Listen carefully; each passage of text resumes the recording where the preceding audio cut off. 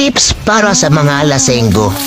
Para hindi kayo magkasakit, kumain muna kayo ng adobong atay bago uminom. Para malito yung alak kung aling atay ang sisirain niya. Mindset ba? Mindset.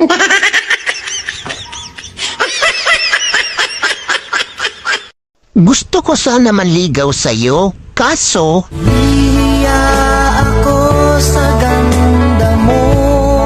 pero nung nalaman ko na isa ka pa lang, Ako ay isang model doon sa Ermita. sabi ko sa sarili ko, ayaw ko nito. Kung gusto mong lumigaya ang iyong buhay, humanap ka ng pangit at ibigin mong tunay.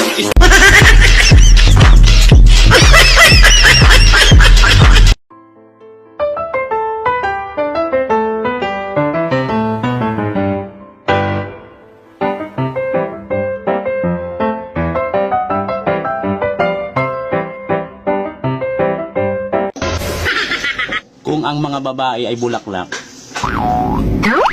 ano naman ang mga lalaki? Kayo, yung mga bubuyog na sumisira sa aming mga bulaklak.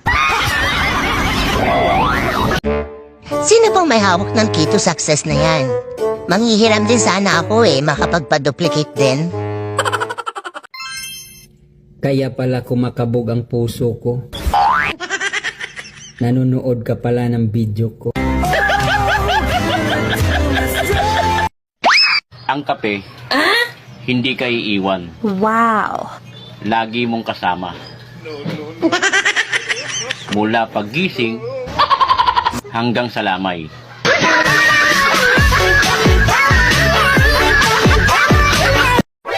Turuan ko kayo kung paano mag-ipon. Una, bilhin mo lahat ng gusto mong pagkain. Pangalawa, ipon dun. Di na sa tiyan.